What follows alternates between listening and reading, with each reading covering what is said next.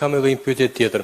Në fillim të fushatës, zoti Rama komunikonte me anë të videove dhe i kthente përgjigje zotit Basha, ndërsa së fundmi është marrë me një nga demokratët e qarkut Korçës, i cili foli në fushatën tuaj elektorale në Korçë. Mos ju me takimet që po zhvilloni, mos nuk duhet që ju t'jepni më informacion ose më debat në fushat zotit Rama për të bërë replika të tilla dhe të fokusoni tek platforma qeverisë, duke parë se fokusit i është gjithmonë tek këto çështje dhe jo tek premtimet që bëni ju. Unë janë dy gjërat pa krahasueshme.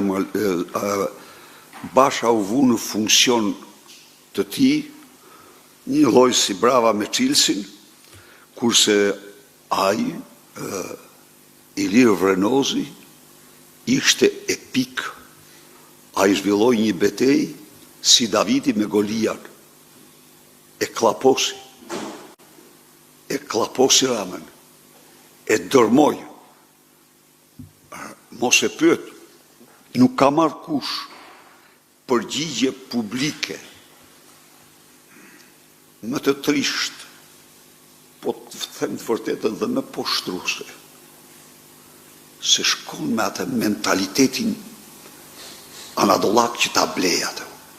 Ku kon blej këte, do ta blej edhe këte unë. A e dha një përgjigje që ka Edi Rama, po kujt ja japish? Se du të kesh turp që të turprosh, ky s'ka turp. Megjithatë, Vrenozi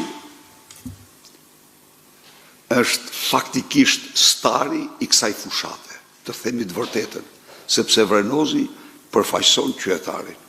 Qytetarin me hallet e tij, po që nuk shitet. Nuk shitet. Imagjino ti se çfarë oferte do i bënte Rama atij, sikur ti shkonte në atë thuaj podcastin e tij. Kështu që Vrenozi është stari i kësaj fushate dhe